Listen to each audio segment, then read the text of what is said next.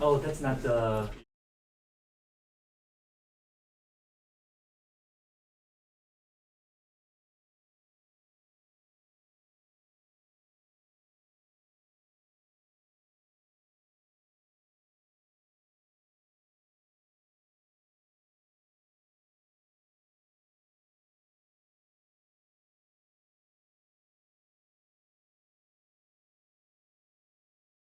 So, thanks for coming, and this is James's second talk this year at IBS, and he's leaving tomorrow, so potentially, oh, there's one more person, there's one more chair.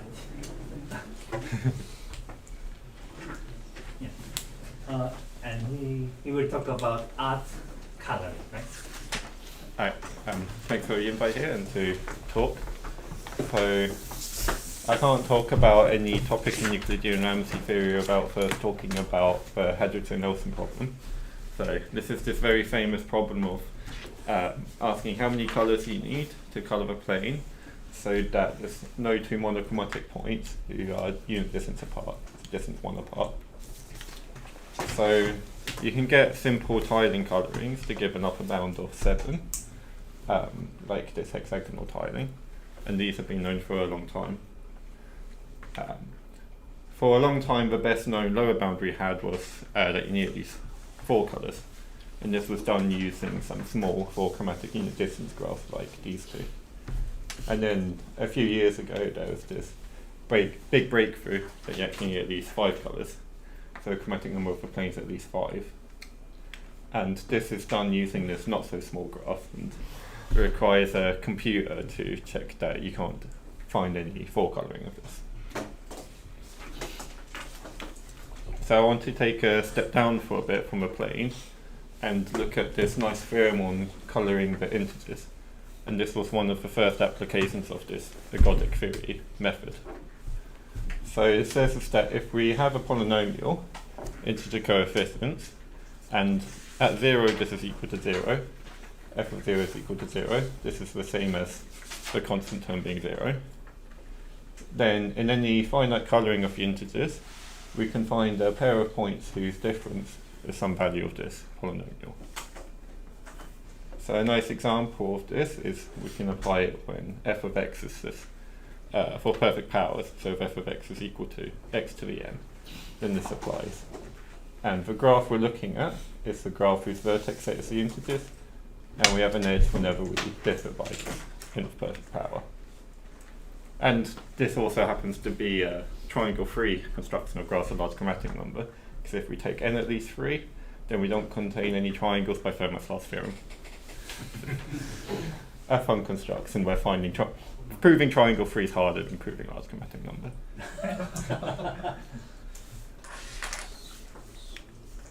Okay, so this is a really nice theorem I like a lot, but it has this one weird condition of requiring f of 0 equal to 0, or where constant term 0. But you do need some kind of condition like this, because if you had something like f of x equal to 2x plus 1, then this becomes false. And this is just because for this you're now looking at colourings of the integers, avoiding monochromatic odd differences. So if you colour all the even integers blue and odd integers red, this gives a 2 colouring avoiding differences of size 2x plus 1. But then you can ask what happens if you now go back up a dimension and into the plane. So what if we take this f of x equal to 2x and look at colourings of the plane instead? So this is now an odd distance graph. Vertices are points of a plane, and we have an edge when 2 vertices, the distance between them is 2x plus 1, is an odd integer. Okay. Sorry. Yeah. Is a minus b f of x, or do you want f of a minus f of b equal f of x? I want a minus b equal to f of x. Oh, so previous slide was it different? I was a bit confused.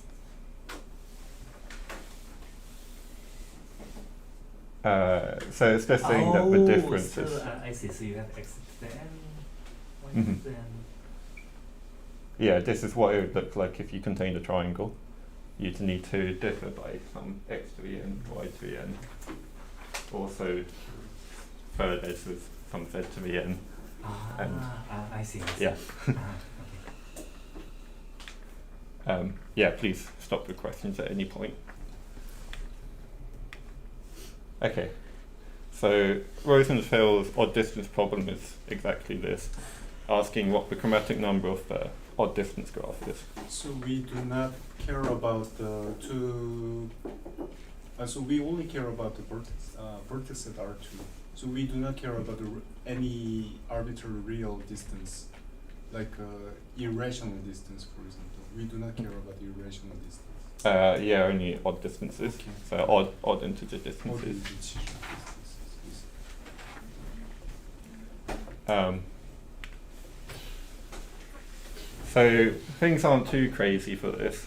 The chromatic number is at least the most countable, because we can take some tiling, like this hexagonal one we saw before, and now just give each tile its own colour, and this gives a countable colouring. But then lower bounds are more difficult. So one easy way to show that a graph has large chromatic number is to show that it contains a large clique, because cliques, complete graphs, just give a lower bound for chromatic number because each vertex needs its own colour. Unfortunately, this strategy doesn't work for odd distance graph because K4 is not an odd distance graph. But there's other small constructions of odd distance graphs with bigger chromatic number. So a relatively small example is that there's a 5 chromatic odd distance graph, and this was done about 10-15 years ago. And then more recently, just last year, it was shown that there's actually a 6 chromatic odd distance graph. And this is another big monster construction that requires a computer to check that you don't have any 5 coloring. Do you have like an order of magnitude of number of vertices?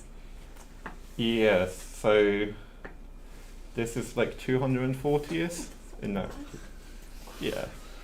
It's bigger than a lot of infinite graphs, I feel. This makes sense. Rutger agrees. Me too. Yeah. What do you mean by parts? 2022 parts? That's his name. Or his name is Jan Parts. I see. Yeah, he has a lot of results like this. He also made the 5 chromatic unit distance graph from a plane smaller. So I think that's down to like 509 vertices, whereas I think this original one is like 10,000 or something. Still requires a computer, but wrong way.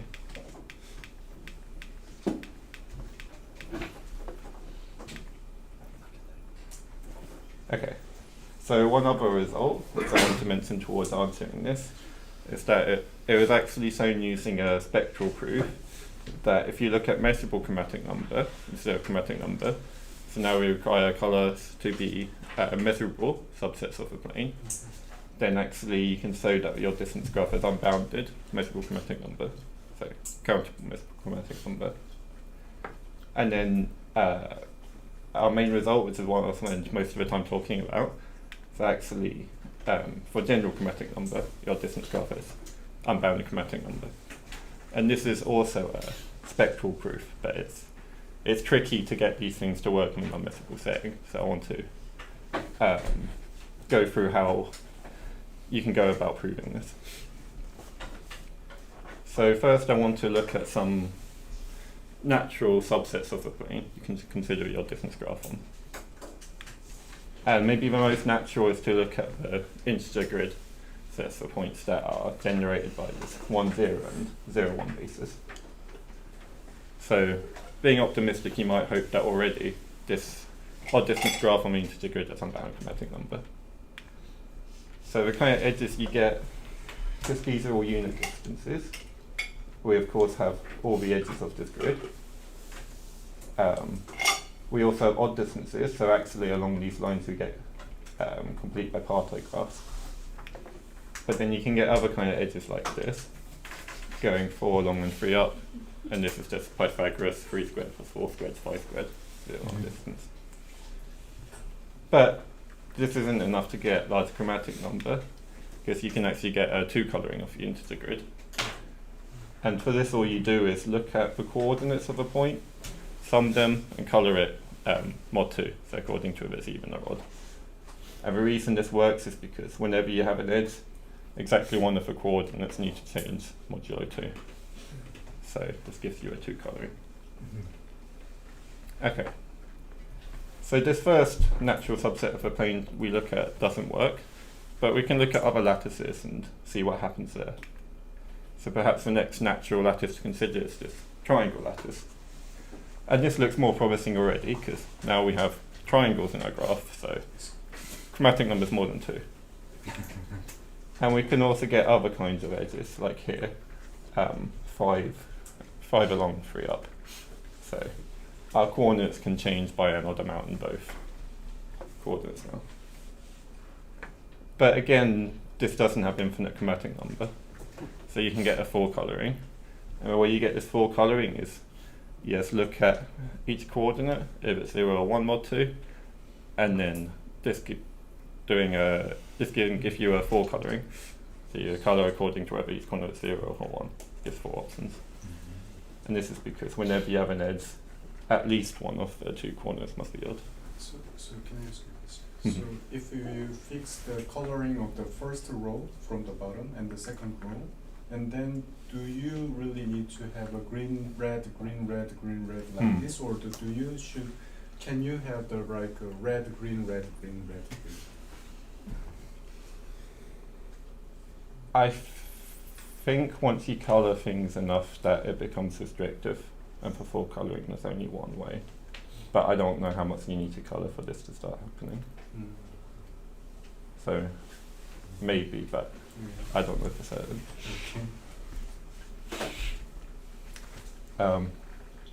Anyway, this isn't infinite, but it's still kind of nice that we do better here. So perhaps we can just keep taking better and better lattices that have higher and higher chromatic number. And this is exactly what we'll do. So we'll be taking, we're generating a lattice with 2 basis points. We've got the first natural 1, 0, and then we've got this stranger looking second basis term. So what it looks like in terms of a plane is this is going to be the second basis point is still going to be a unit vector, and it's going to be kind of approaching this 0, 1, but of course not ever getting there, because if we've got to 0, 1 we're just back to being bipartite. So you can't just take some limit here. It's important that we're just considering one at a time. And doing this, we get one more chromatic number for each lattice in the sequence. Okay. So this is the kind of graph we want to look at to show us large chromatic number. So it's convenient to use the notion of Cayley graphs, because the point set is just a 2-dimensional lattice, so the point set is just like z squared, and we have this transitivity, so it can be a Cayley graph. So what a Cayley graph is for z squared is z squared is a set of vertices, and we're also going to have a set of generators, elements in z, non-zero elements in z squared. And we want this to be centrally symmetric. So if we have an element in our set generator C, we also have a negative. And then, given these generators, our Cayley graph is going to be a graph of vertex z squared, and we have an edge whenever 2 points, their differences in C, are set of generators. So as one example, so our vertex set z squared, and say we take this as our generators, these plus or minus coordinates where we have 1, 0, and 1, 1, or we have both being 1. Then this is what these basic generators look like, and we have this around every vertex because we're transitive. So our Cayley graph looks like this. Okay, so really what we're doing is showing that certain Cayley graphs that you get from your distance graph have large chromatic number. So our generators, for this to be an odd distance graph, in our lattice, this needs to be points that realize an odd distance. So our generators, C here, need to be points that in our embedding give an odd distance. Maybe we don't know too much about this right now, but there is one nice property if we take all these generators, which is if we take an odd multiple of any of these, it'll still be a generator. And this is just because, say we have generators like this, they're odd multiples, it's just going to be odd times this distance in the plane, so it's still an odd distance. So one thing we can take for granted is that if we know some things we can take as a generator, we can also take as odd multiples.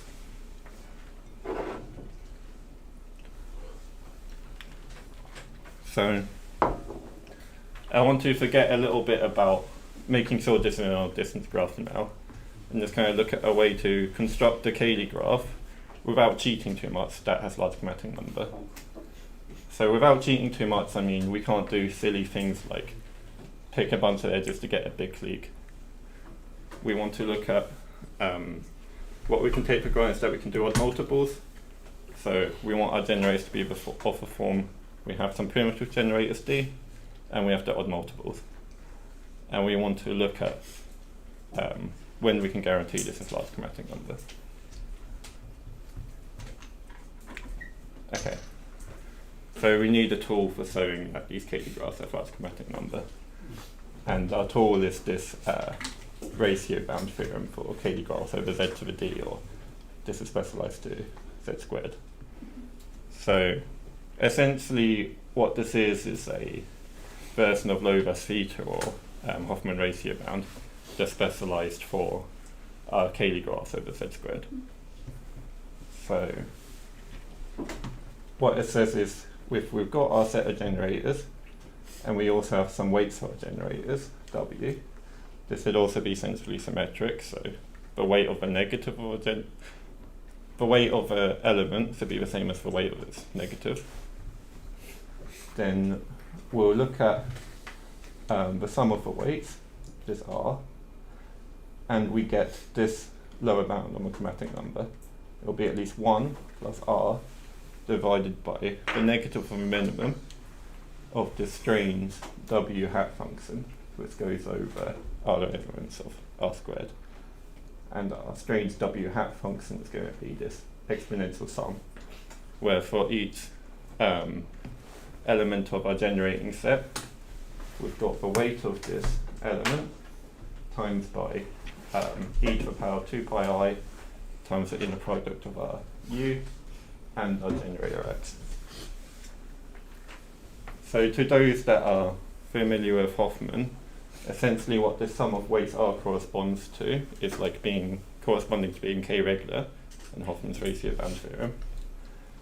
What this W hat function corresponds to is the eigenvalues of this graph, and this infimum here just corresponds to taking the minimal eigenvalue in Hoffman's ratio bound theorem. So because things are kind of smoothed out and there's essentially infinitely many eigenvalues, we've got an infimum here, so some minimum. Okay. So this is a strange looking theorem the first time you see it. But essentially the point is we want to pick some weight function W so that the sum of weights is going to be much larger than this negative of the infimum of this W hat you get from the exponential sum. So this is the important bit, that we want the ratio between sum of weights to be much more than this infimum. I'm sorry, so maybe I don't understand it. So isn't it complex number, or should it be eventually real number? W hat? So W hat ends up being real because our weights are centrally symmetric. So okay. these imaginary terms cancel out. I see. So it's always real value.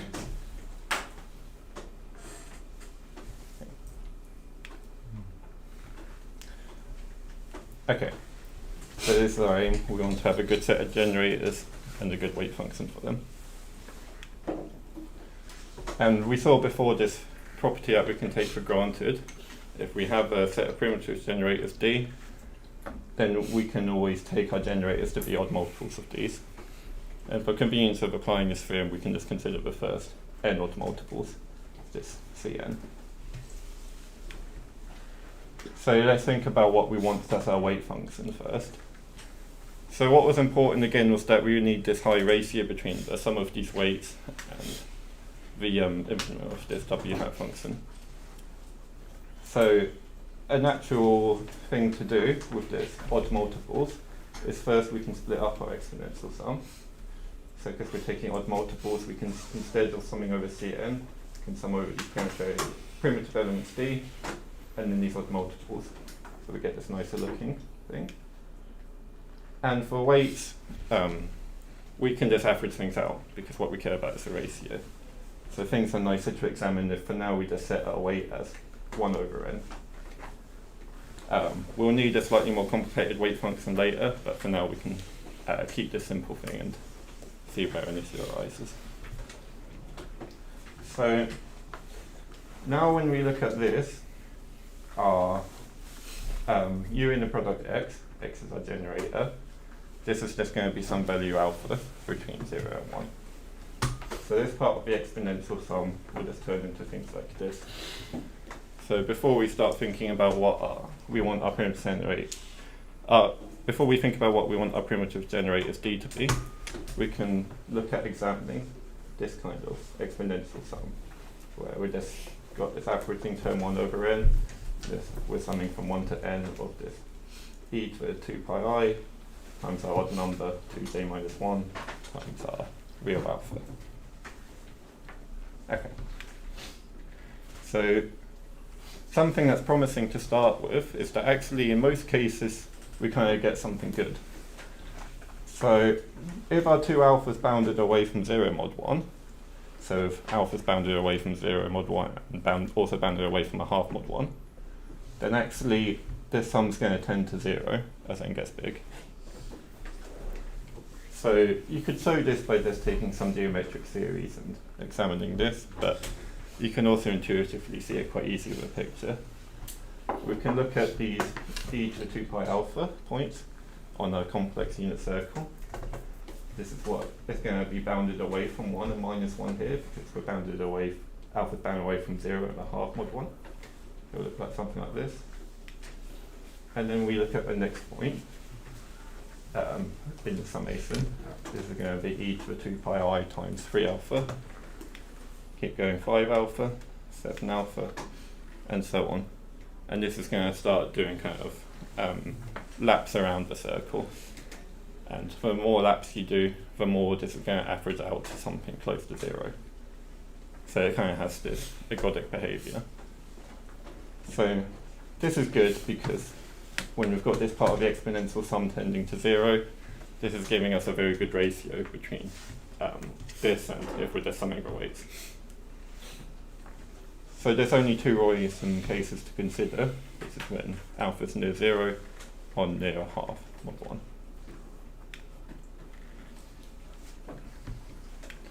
Okay. So the next case we consider is when alpha's about 0 mod 1. And here it's convenient to pair up some terms. So this is what you get when you pair a generator element with its negative, because now we can just pair these, imaginary terms cancel out, and we've got this cost function instead of exponential function.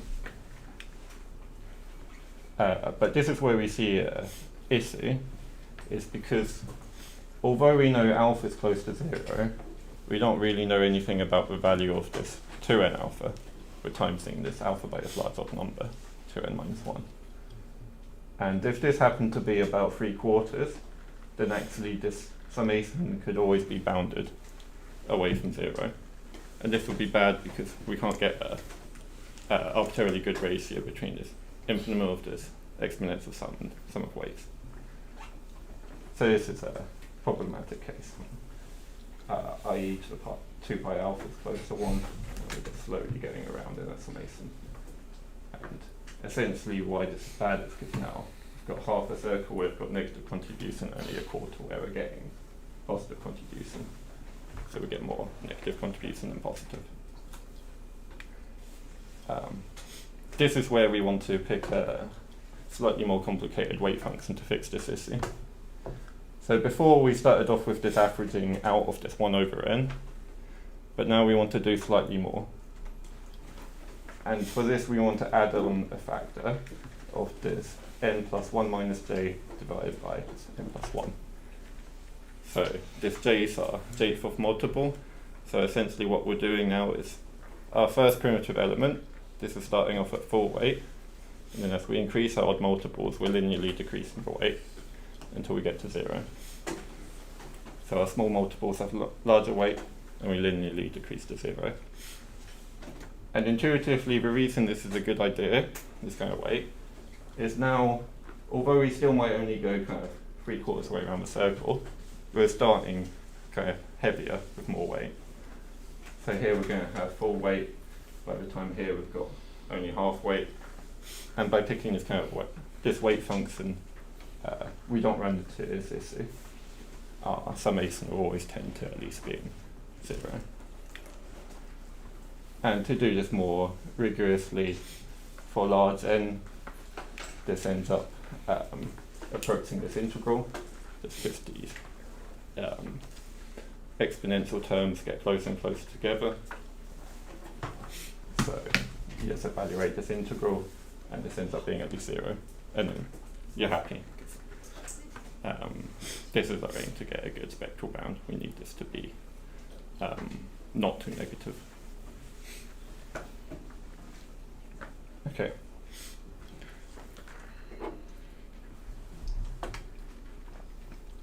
So this looks pretty good so far, because now there's only really one problematic case left, which is when alpha is about a half mod 1. But now things can go very wrong, which is if our alpha was exactly a half mod 1, then this term is always going to be minus 1. So we're just getting full negative weight. Now this summation is just going to be equal to the negative of the sum of the weights, which is completely useless for applying this ratio band theorem. But then things aren't too bad, because so far we haven't actually used any properties of our primitive generators D. So this is where we need to start thinking about what we want our primitive generators to be, to try and fix this issue. So our idea will be, this is always a bad case when our alpha ends up being about a half mod 1. So maybe we can just try and avoid there being too many of these bad cases. So our aim will be to pick our primitive generators D, so that for any u and r squared, there can only be a few elements of a generator set X, so that its inner product's about a half mod 1. If there's only a few, we only fall into this bad case a few times, and we'll get a good bound from our spectral ratio band theorem. Okay. So to do this, this is the key lemma, and really the whole proof for our distance graph is kind of revolves around being able to apply this quite simple lemma effectively. So what it says is, if we have some increasing integers, t1, t2, t3, they're all between 0 and 2k, then we can find non-zero integers, c1, c2, c3, with c1 and c3 even, c2 odd, so that this summation of points in z squared is equal to 0.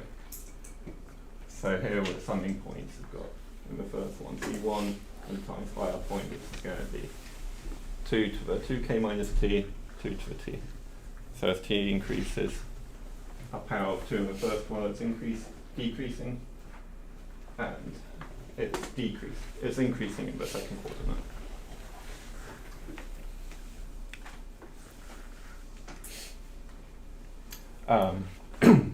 So how do we prove this?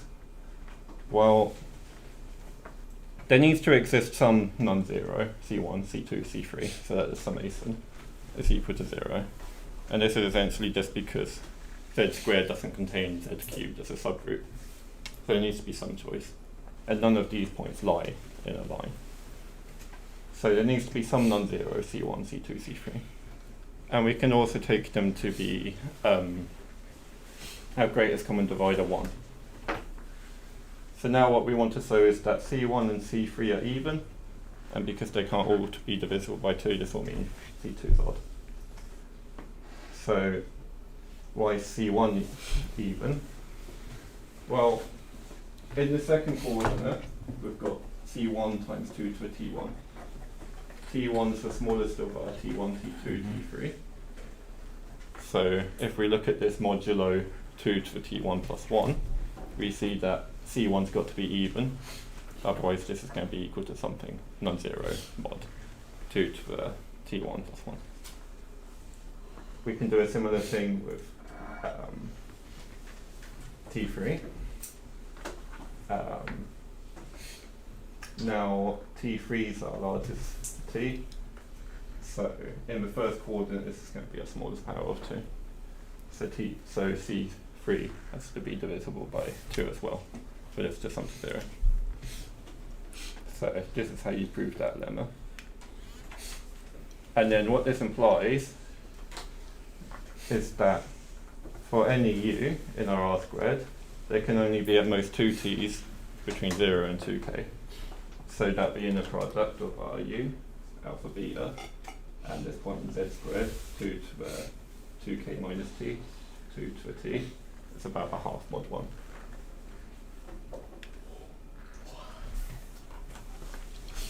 And the reason for this is, if we suppose we did have 3 values of t, so it's about a half mod 1, then we could take our summation from the first lemma, take the inner product of this, and this is going to be approximately equal to this. We've got about a half mod 1 for each of these terms, so we've just got our sum C1, C2, C3, all divided by 2, or times by a half. And because C1 and C3 are even, and C2 is odd, this whole thing's odd, it's got to be about a half mod 1. But then there's a contradiction, because we know that this thing's 0. So this thing should be something to 0 mod 1. Okay, so this suggests that this would be a good choice of our primitive generators D.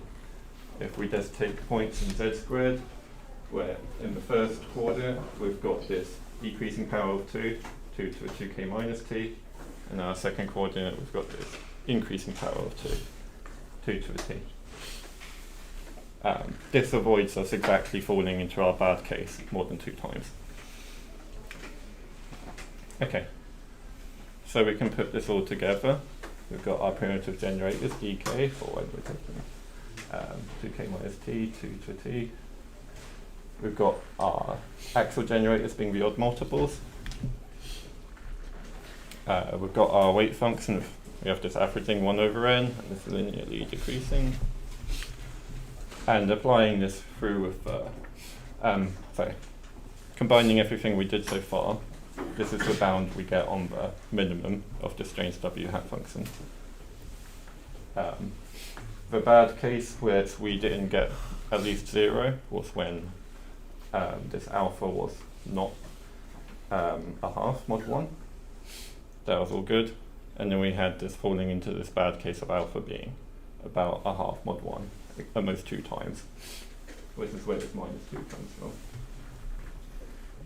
So as n gets big, the minimum of this function becomes at least minus 2.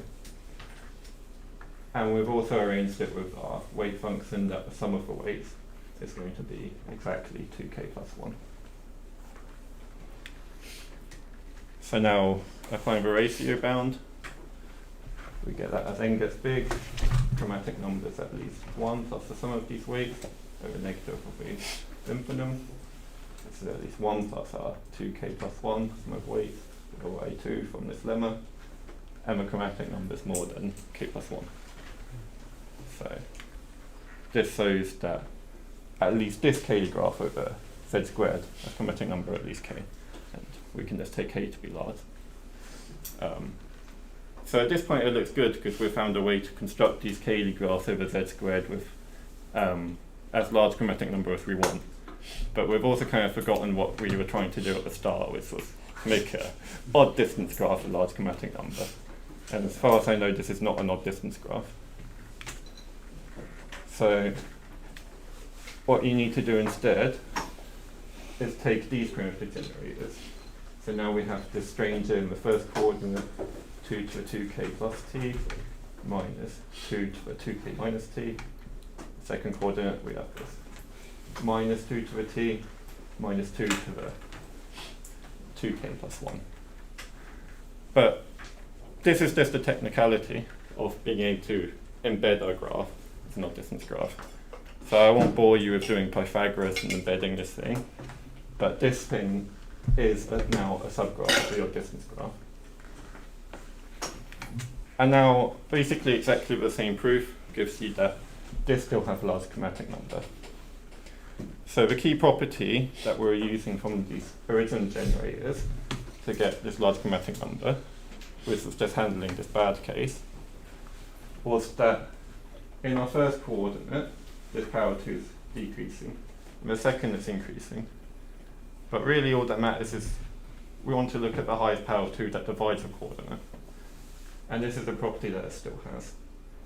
So the highest power of 2 dividing the first coordinate is decreasing as t increases, and the highest power of 2 that divides the second coordinate is increasing as t increases. So this is the same key property we use to get large chromatic number. Okay, so now this shows odd distance graph has large chromatic number.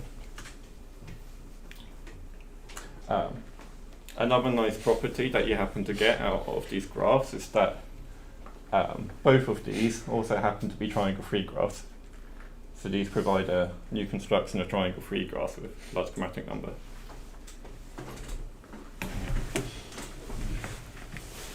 Okay, so I'd like to talk a little bit about some newer results now, and we can go back for a second of this very nice theorem of culinary integers. This is the theorem that said that if we have a polynomial with integer coefficients and 0 constant terms, so for 0 equals 0, doing any coloring of the integers, we have that there's a monochromatic pair whose difference is the value of this polynomial. For odd distances, for odd pairs, for odd with f of x equal 2x, this wasn't f of x equals 2x plus 1. This wasn't true, because we have this odd even 2 coloring of the integers. But we saw with the odd distance graph that this becomes true if we now go up into the plane. So what we looked at with Rose McCarthy and Michal Filichuk was to extend this odd distance result for any polynomial, removing this f of 0 equals 0 condition in the plane. And we're able to do this. We proved that if we have a polynomial of integer coefficients, then any finite coloring for plane contains a monochromatic pair of distinct points whose distance is equal to modulus of f of x for some x. And this modulus condition is just to avoid silly things like if we just took a polynomial that's always negative. So you could also replace this with the leading term of the polynomial, so it would be positive. And one other result we have, which I really like a lot, is that if we replace odd distance, so odd integer distances, by primes instead, then the theorem is also true. So any finite coloring of a plane contains a monochromatic pair of points, so the distance between these 2 points is a prime number. So I won't talk too much about these proofs, but essentially the main difficulty is the exponential sums you get that you need to examine for these are much more complicated. Before with odd distance we kind of had this 2 to the j minus 1, this odd term of the exponent. Now instead of that in these summations, we're either getting some f of j polynomial term or this prime term as p in the exponent. And examining these is something that often comes up in analytic number theory. So we're using old results in analytic number theory which give estimates for these kind of exponential sums.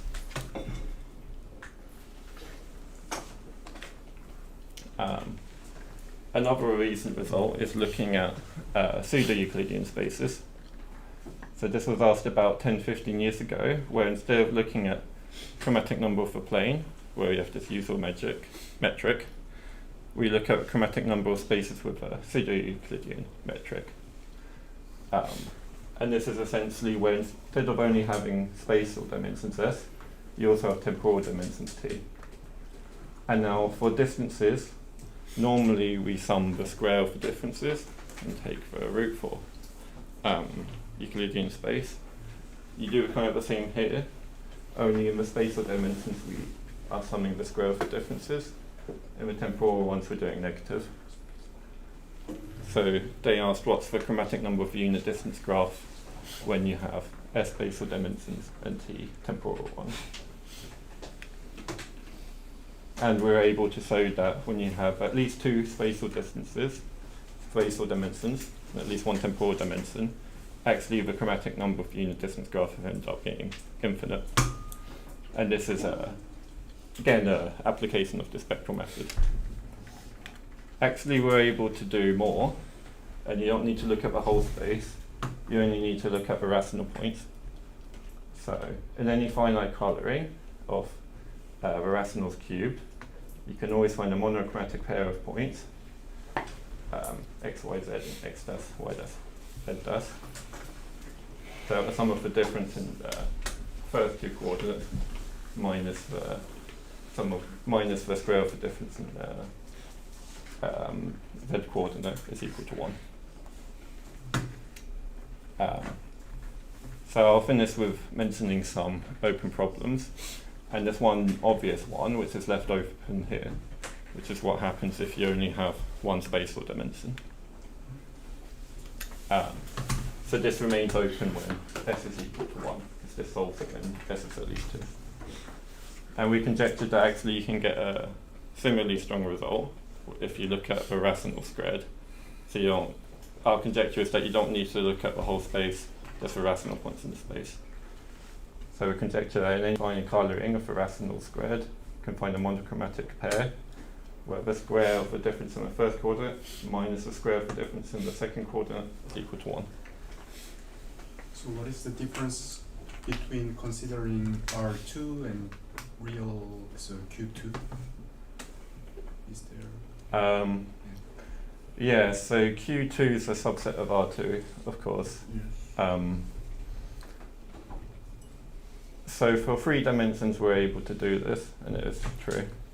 This is something you can't do for odd distance, because you can 2-color Q squared avoiding odd distances. So at least for odd distances, this is a strictly stronger statement. One thing that ends up being nice in this proof is because we're only looking at these points in Z cubed, our lattice becomes a lot simpler to pick. To get this odd distance embedding, we have to pick a very non-obvious second basis for things to embed. For this, our basis of the lattice we're considering is very obvious. We're just considering standard unit vectors for this, divided by some constant that are standard basis we're using. So the reason that you are considering rational numbers rather than real numbers is that you choose the special basis? Yeah. Yeah, so we actually prove something for colorings of Z cubed, integers cubed, and then just scale it down to get these unit distances. So the embedding half of this argument is much nicer for odd distance, and it makes me think that this should still be true.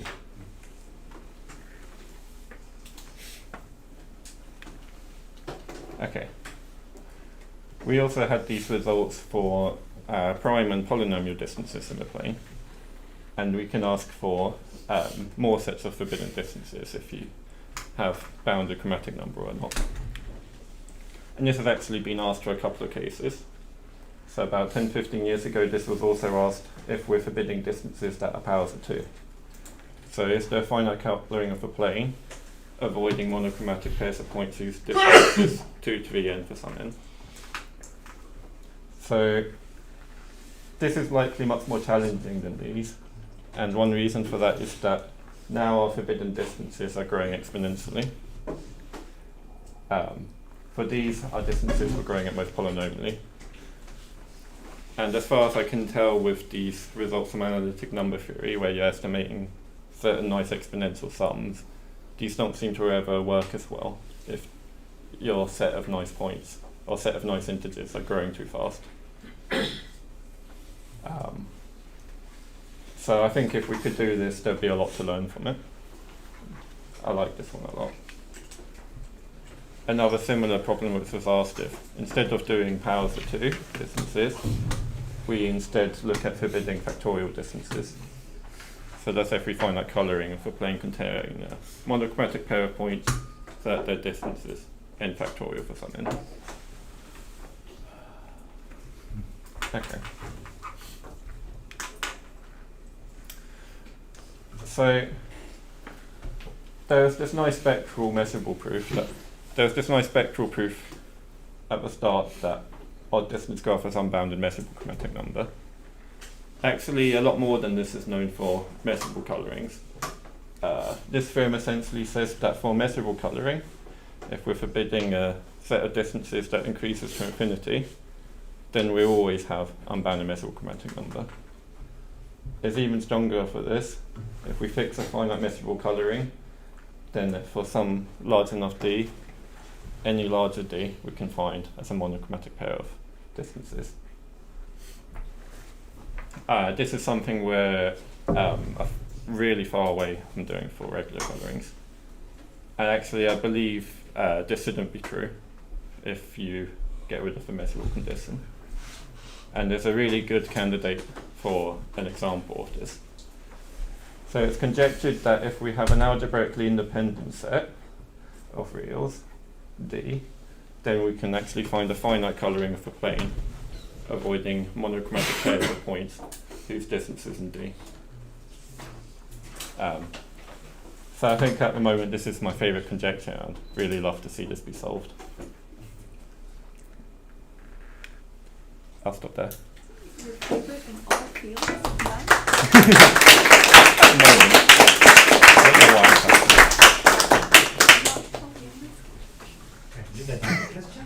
Top 2. So algebraically independent distances. Yeah. It seems hard. You haven't thought about it more? Thought about it a bit. Maybe if you could get like a structure theorem for what these things look like, you could do it, but that also seems hard.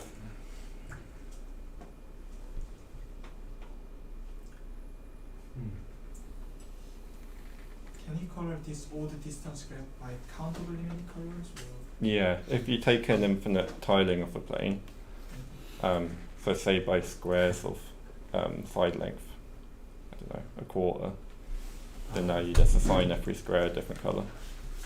And this will give you a countable coloring. I see. So you call the ratio bound? Mm-hmm. Ratio bound using the bounds of the chromatic number by the I forgot the function. I forgot the function, but So how can you prove the ratio bound? Mm-hmm. So I'll just get it up. Yes. So you can basically just prove it from Lodas theta. So basically you fit your finite set of generators, C, for the application, and then instead of looking at Cayley graph over Z squared, we want to apply it to a finite Cayley graph, because this is when we can apply Lodas theta. Mm-hmm. So if we look at Zn squared, taking its modular at n, now we can apply Lodas theta, and we just take a limit as n goes to infinity. Sorry, what is the Lodas theta?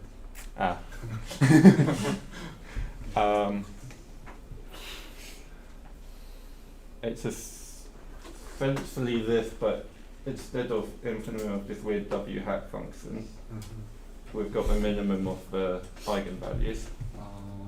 And this is with weighted adjacency matrix according to this.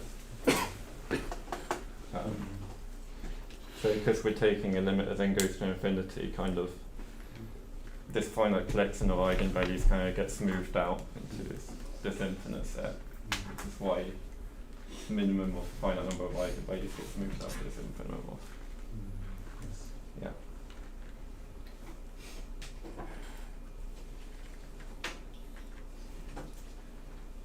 Well, for the problem, you mentioned that the hyperbolic curve, I think it's, Hyperbolic.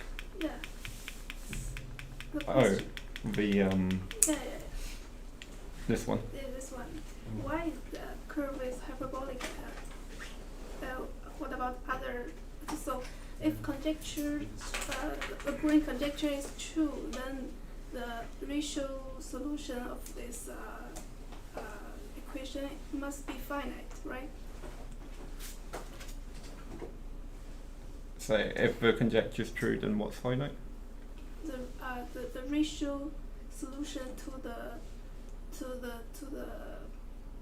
how to say the ratio solution to the equation must be finite, right? You mean just ratio bound? I mean on the curve, it's actually a curve, right? Ah, yes. Yeah, so the kind of adjacencies you get are for your generators are points in a curve. Yeah, and okay, so the Q2 is just a distance, and based on distance you have no, it's Yes. you have a graph. You look at the graph, right? Mm-hmm.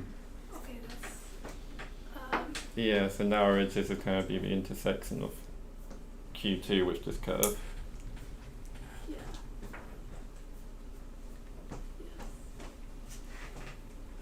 All right.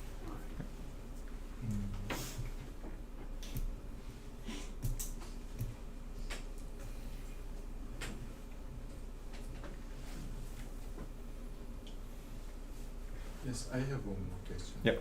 I think that computing the chromatic number of the plane is different from the computing chromatic number of the odd distance graph, definitely, Mhm. because so having an odd distance is it has we can have a lot of odd distances, Mhm. right?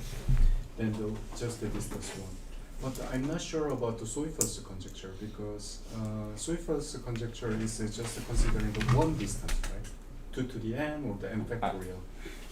But 2 to the n for every n. For every. So we're doing I see. powers of 2 distances. For every n. So Um, if we just fix the one distance 2 to the n, then it is the same as Yeah, the then it's the same. Yeah, I see. Okay. And that also shows that if you want an infinite chromatic number, you need to forbid Uh, an infinite number of distances. Otherwise, you can take some product coloring considering each distance. I see. Can you go back to the last slide with the result about measurable colorings? Yeah. By this one, yeah. Yeah. So that's,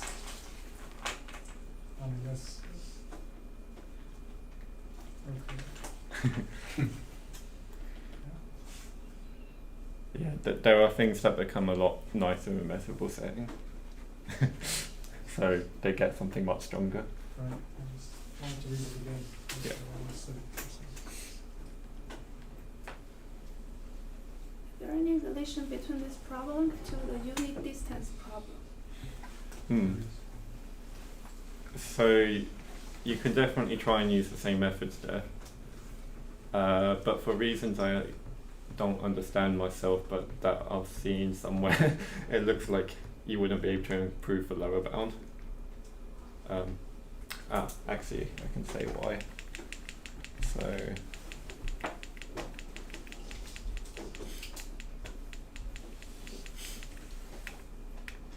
So something I'm hiding here, a chromatic number, is actually this can give a bound for largest independent set. So like independence ratio. For the plane, we have this lower bound of 5 chromatic now. But it's known that you can always find an independent set ratio more than 1/5. So you could try applying these kind of spectral techniques to unit distance graphs, but you're not going to improve this lower bound of 5 because this is giving a bound and independence number only.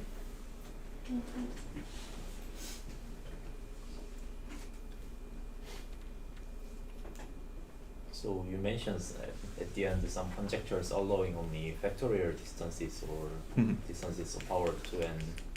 Is you are going back? Yeah. So I'm going the wrong way, aren't With this one. I? Sorry. so is the question true in dimension higher than 2 or sufficiently high dimension? That's a good question. Yeah, I think almost there.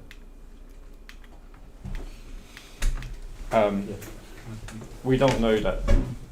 We don't have an answer for high dimensions, but I think it's definitely interesting to see if for some sufficiently high dimension you can show infinite chromatic number.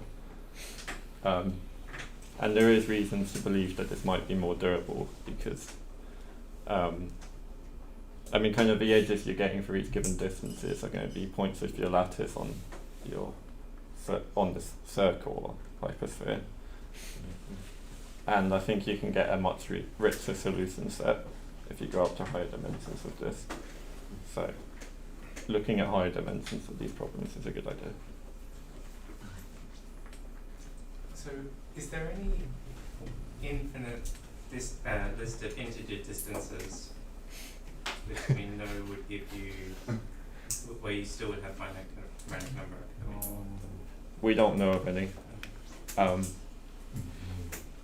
I kind of suspect that they said if you have an infinite set of integers, that will always be infinite, would be my guess. Right.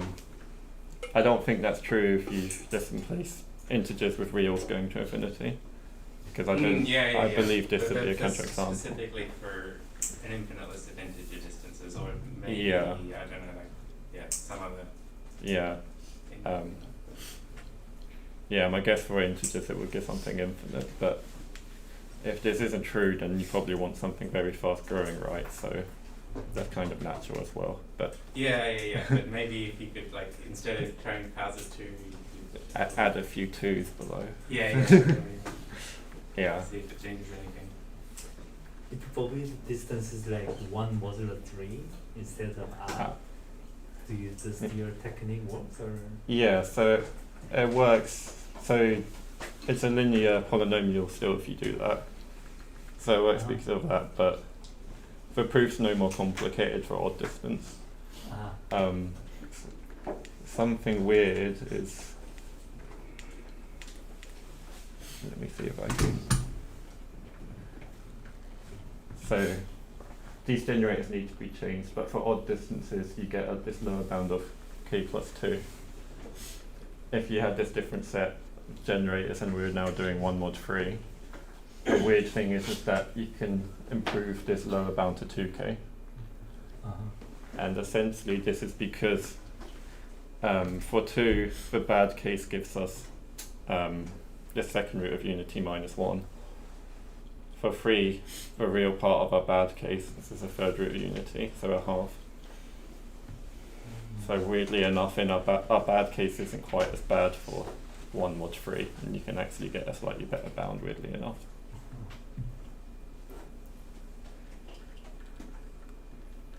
So basically, whenever you forbid like arithmetic progression, no, not arithmetic progression, anything non-zero for fixed modulo and you forbid such distances, you. Yeah, if you're forbidding k mod n, say, then this is going to be infinite.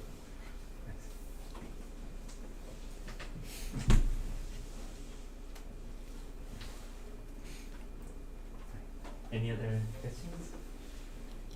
If not, let's thank the speaker.